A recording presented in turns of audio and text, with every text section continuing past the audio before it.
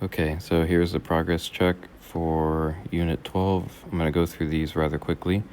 So for the first one, we have the electron going through the region with magnetic field, and we have to identify the direction of the magnetic field.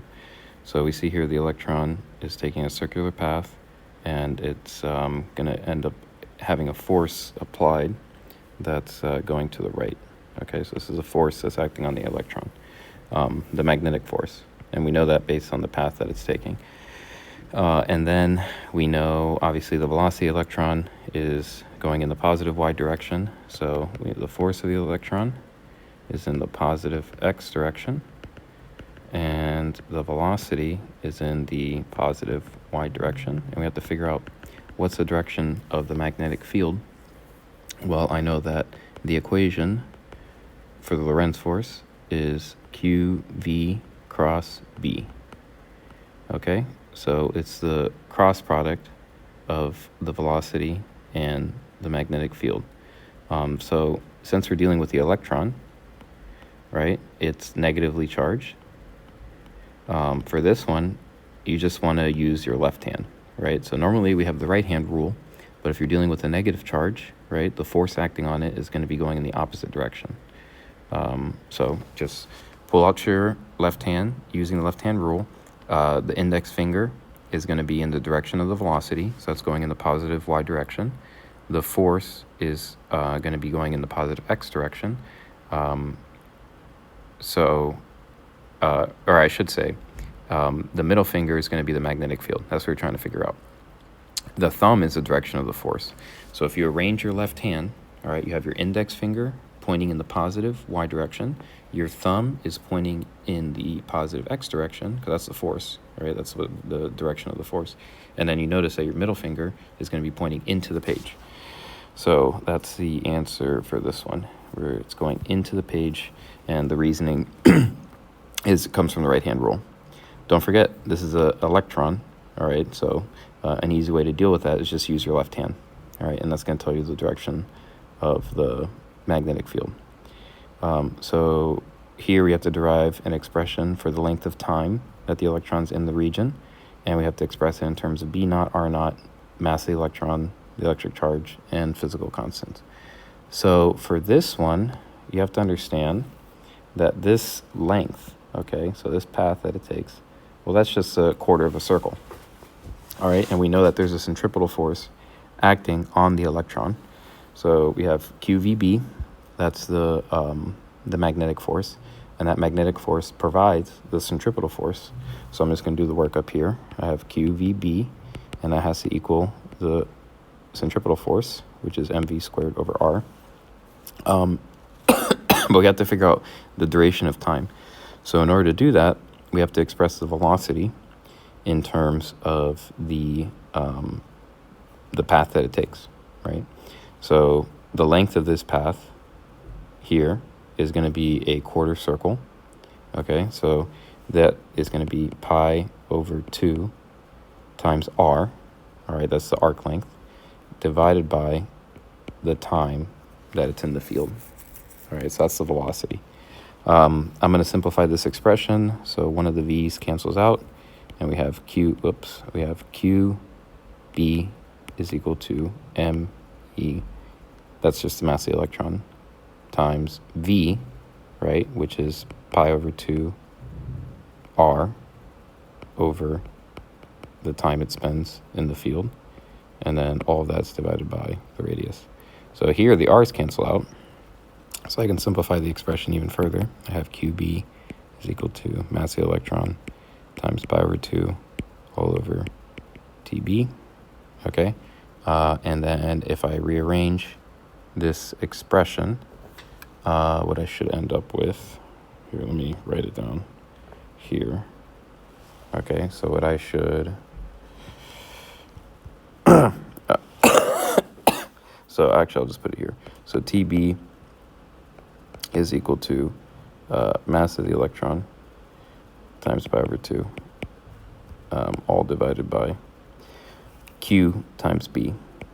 Now instead of Q, I have to actually put the fundamental electric charge, all right, because the charge of the electron is E, all right? So we're looking at the length of time. That's going to be in the field, so I'm going to put ME times pi over 2 over E times B. So TB is equal to the mass of the electron times pi, all divided by 2 EB TB. All right. Oh, whoops, what am I doing? It's not 2 TB. All right, it's just 2 EB. Okay, so this is the answer for part 2. So now we have to do an expression for the impulse exerted on the electron during the time that the electron is in the region. All right, so this one is slightly more challenging. And the reason why is because you have to think about the change in momentum of the electron. So the magnitude of the velocity does not change. However, the direction does change. So we know that impulse is equal to the change in momentum. All right, so I just have the mass of the electron times the final velocity minus the mass of the electron times the initial velocity. But it doesn't change in magnitude, but it does change in direction. All right, so that does still result in a change in velocity. If we think about it, the initial velocity is here, right? So that's my initial velocity, and I have to change that initial velocity to get to the final velocity. All right, and my final velocity is going to be going to the right. So basically, if you think about this geometrically, that's like my delta V, and then the resultant is here. All right, that's my final velocity. It's going to the right. So we can use unit vector notation. So that's mass of the electron times V in the I hat direction minus V in the J hat direction. And that length of the delta V here, okay, that's equal to square root of 2 times V. All right, and then that's how we're going to get our response. So we know that's mass of the electron times square root of 2 times V. And then we have an expression for V earlier, right? So we know that V is going to equal, so we have to do it in terms of the constants that are given. So I can rearrange this equation here. So I know that so looking at this equation over here, I'm going to rearrange this in terms of V. So that means V is equal to E times B times R over the mass of the electron. All right, and then I plug everything in. Let's see here. So square root of 2 times that. So I have here mass of the electron times square root of 2 times V, which is this expression in blue. So EBR over mass of the electron, EBR over mass of the electron. And we see that the mass of the electron cancels out. So the impulse J is equal to square root of 2 times E times B times R. That's it. Then here, now we have a uniformly charged plate, and the charge on the plate is such that the electron moves in a straight line. So we think about the forces acting on the electron at this time. I have a electric force that's pushing it this way, and a magnetic force that's pushing it this way. All right, so that's the basic concept. And we know that the electric force has to equal E times the electric field strength, right? So the electric force is Q times E, but it's the electric field. And then the charge of the electron is E. And then the magnetic force, well, it's just QVB, right? So that's going to be E times velocity of the electron times B, okay? So that's pretty much it here. We're going to write it in terms of VE. I'm going to put VE. So once it in terms of VE. So these E's are going to cancel out. And then I have this times velocity of the electron times B. And I need to find the electric field strength. So remember Gauss's law. If I have a plate of charge, here, I can construct a Gaussian surface where the electric field lines are perpendicular to the surface, all right? And we know that for the area of the plate, the area of the Gaussian surface, notice that I have electric field lines coming out to the right, electric field lines coming out to the left. All right, so if we use Gauss's law, I know that the magnetic flux, or I'm sorry, the electric flux, right, that's the integral of E dot dA. We don't have to evaluate the integral, we're just looking at the electric flux. We know that's equal to the enclosed charge over epsilon naught. And then the electric flux going through that Gaussian surface is actually 2 times E times A, and that equals Q over epsilon naught. So then the charge Q here is equal to 2 times E times A times epsilon naught. And now finally, we can come up with an expression for the charge. So technically this is an expression for the charge, but we have to do it in terms of the physical constants, right? So you have to express your answer in terms of these constants. So I'm going to combine this with this over here in order to get our final result, or I should say this over here. So if I combine these two, I know that the strength of the electric field is, well, just V times B, right? So I'm going to plug that into here, okay? And then that's going to give us our final result here. So Q is equal to 2 times velocity of the electron times B, actually in terms of B naught, so B naught times A times epsilon naught, and that's our answer. Okay, so now for the next one, what's this? Oh, it's number 2. There it is. Okay, so let's work on this one. We have here we have current going through a cylinder, and there's a center hole where there's no current. All right, so this J, this is the current density. And then we have to identify the direction of the magnetic field, if any, at the center of the square. Okay, so I know that if I create an Amperian loop, right, so like let's create an Amperian loop here to see what the electric field strength, the magnetic field strength is going to be. Well, there's no current inside, okay? So the magnetic field within the hole is just 0. And so it says here we have to write 0 for the region where it's 0. So it's 0 over here. Now for over here in B, okay, well, we have to think. We have the electric current going into the page, right? That's what it shows here. So the electric current is going this way, and then here's a cross-sectional view of what's going on. So if I want to look at the magnetic field strength here, all right, well, use the right-hand rule. So if I have an Amperian loop, okay, I have current going into the page, all right, so along this section of the Amperian loop, the magnetic field has to be going down. And then the same is true for C, right? I still have electric current going into the page. For B, we have to derive an expression for the magnetic field. And let's see. So consider the Amperian loop. All right, so we only have to do it for one region. So I think it's going to be easier to look at the region. Let's just look at the region outside of the entire system. So if we do that, what we need to do is use Ampere's law.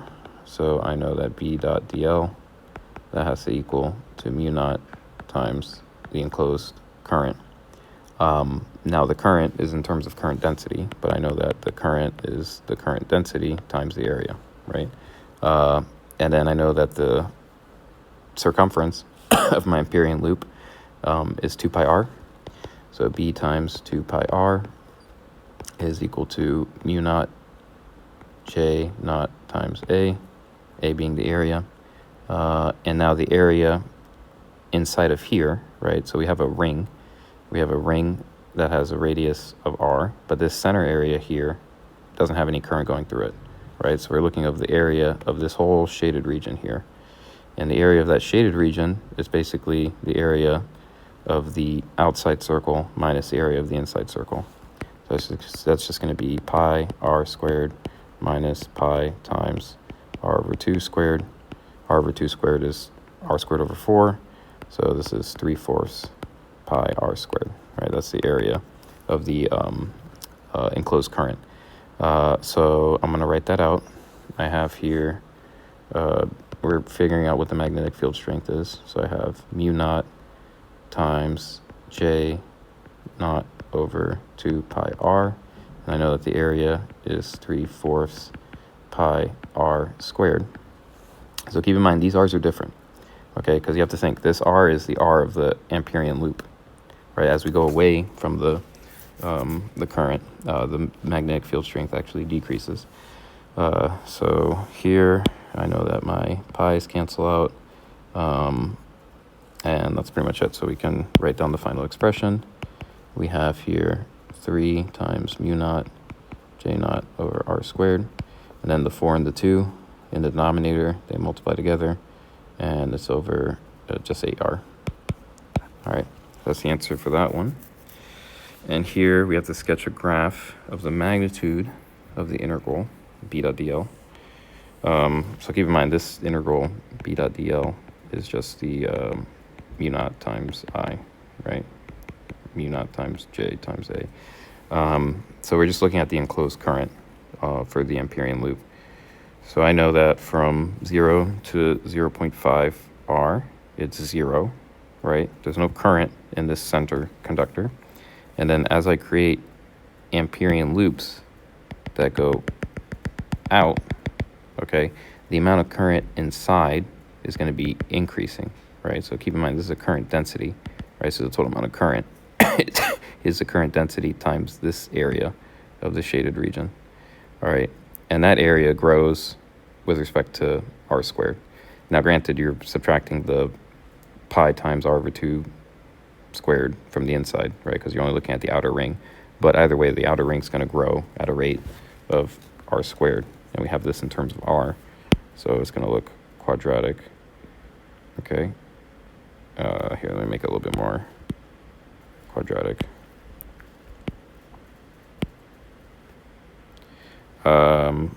Wait, why am I? Oh, here. Now, I'm not. What the heck is going on? Why did it do that? Yeah. All right. So here, and then here. So it has to be concave up. Now notice that it's not like an exaggerated parabola, right? Because the thing is, it's not going out from r equals 0, right? So like we're immediately taking the area of the ring within the Amperian loop. So if you calculate the area, it's basically, think of it like this.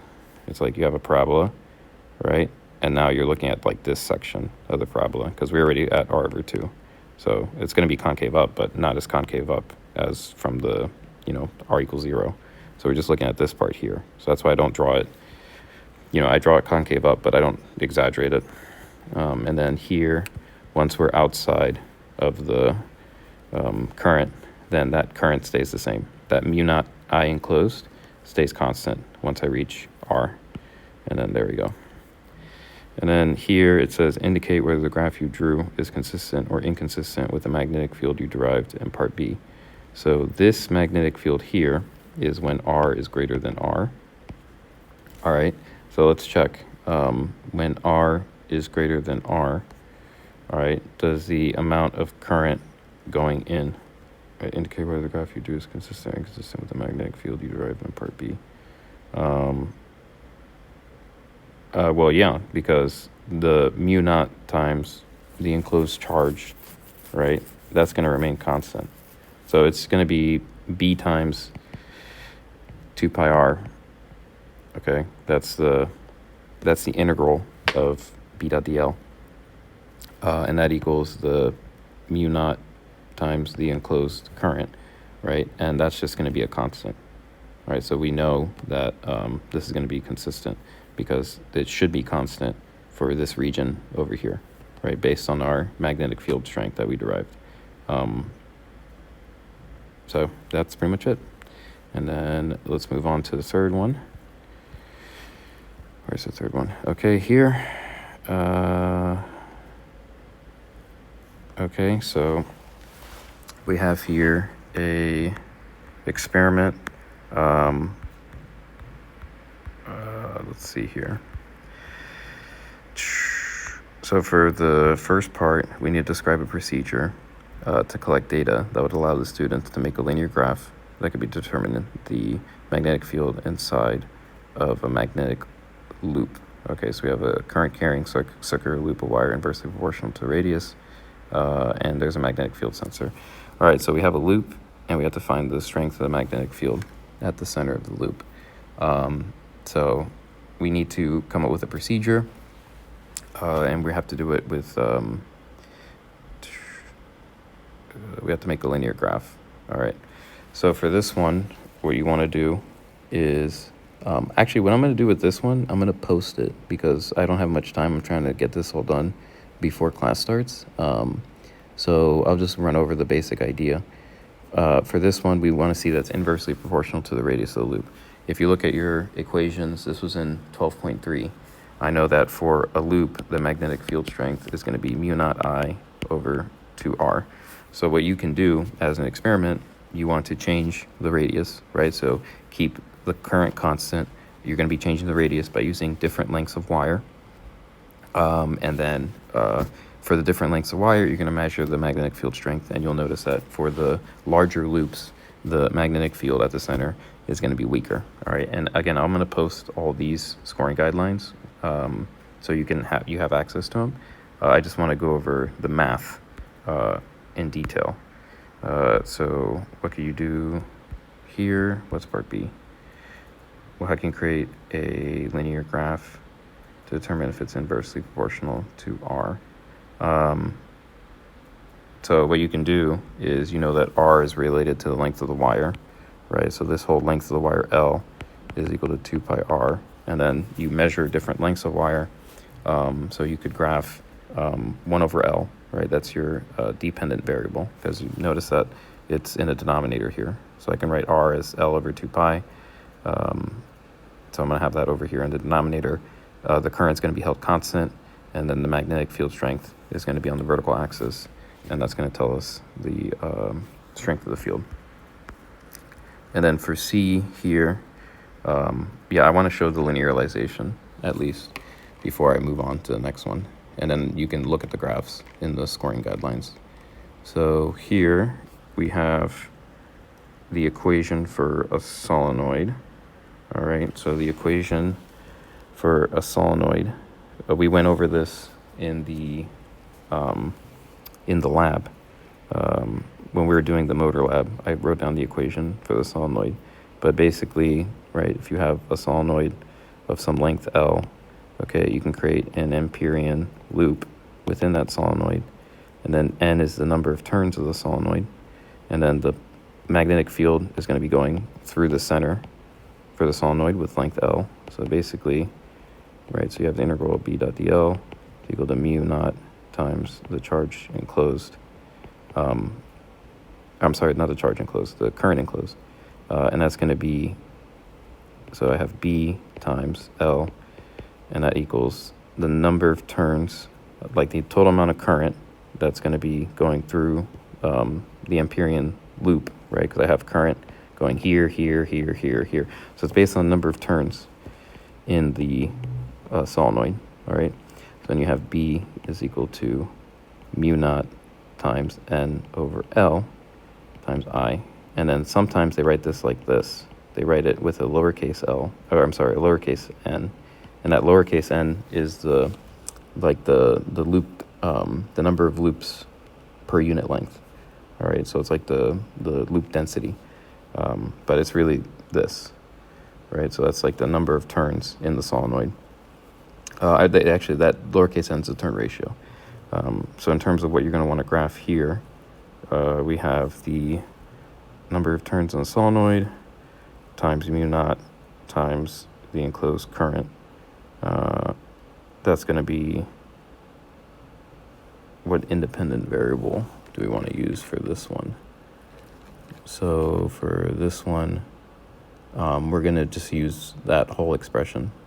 So here we have a different number of solenoids, each with a certain number of turns, right? So each solenoid has 100 turns. And actually, I'll just show it here. So you're going to do the thing that's going to be changing in the experiment is going to be that value. So the number of solenoids times the number of turns times the current.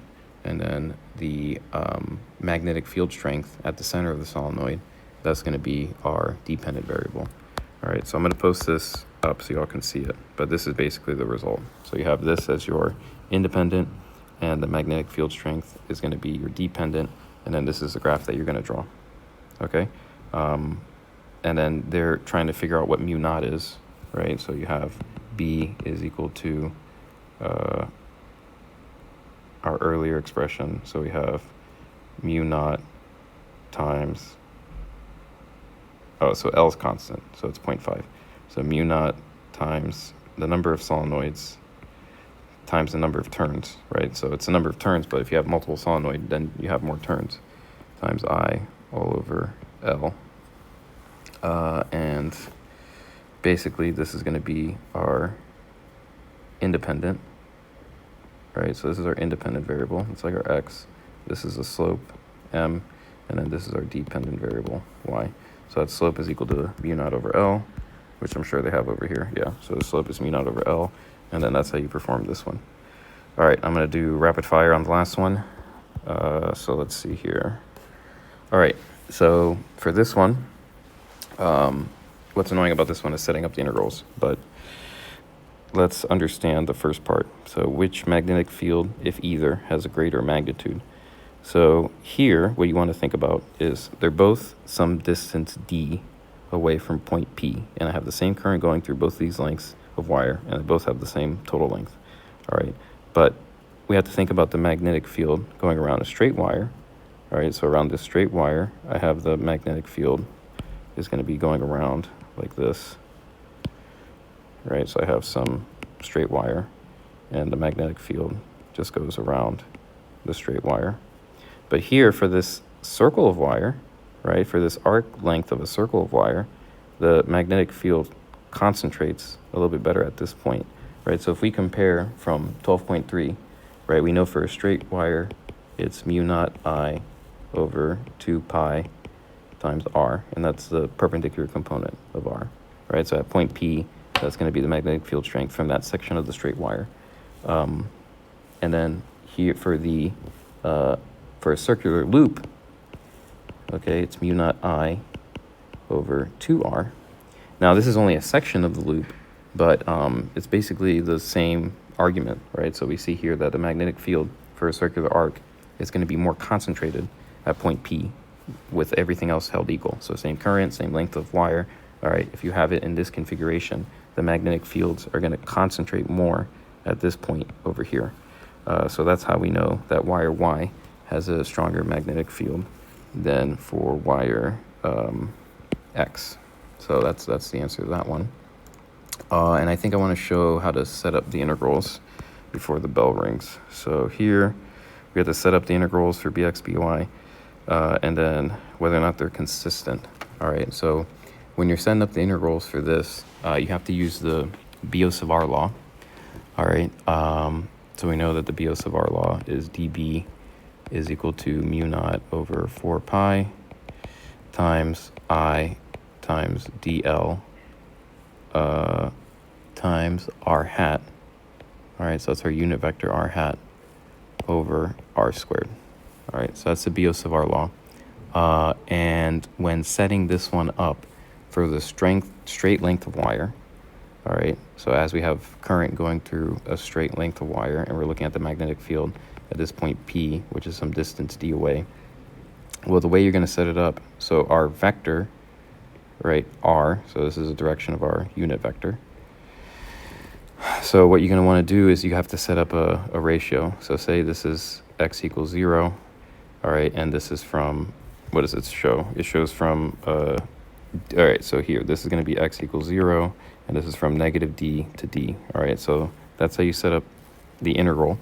And what you're going to do is you're going to do a trigonometric substitution. So this is going to be your theta. That's going to be the component of the magnetic field, right? So you're looking at the cross product here. Only at this point is it directly perpendicular to the point P, all right? But as you go along the length of the wire, you're only looking at this proportion, all right? And you need to express it in terms of sine theta, right? Because the cross product, you end up with sine theta. And for this sine theta, right, so this is from negative d to x equals 0. What you need to do is do a substitution. So we went over this in class during 12.3, like how to do the trigonometric substitution, but it's just going to be opposite over hypotenuse. So this here, my variable x is going to be on the denominator here, and then we know that sine is opposite over hypotenuse, okay? So we have d over the square root of x squared plus d squared. All right, so that's how you set up the substitution. I wanted to show this because if I post the scoring guidelines, they don't show this graphically, okay? So I'm going to post the scoring guidelines in terms of how to set up the integral. If you have any questions, just let me know. But this is the same thing we did for the long straight wire in class. And then for the loop of wire, it's more simple, right? Because it's always perpendicular. The unit vector r hat is always perpendicular to the basically the cross product. It's always perpendicular. It's just sine of 90. But yeah, this is how you set up that. So when you see this substitution, you understand where it's coming from. And then yeah, I'll post these up so you can reference the scoring guidelines. It should show you on the FRQ. After you have to submit it first in order to actually get access to the scoring guidelines. But for your convenience, I'll post the PDF. All right, that's it.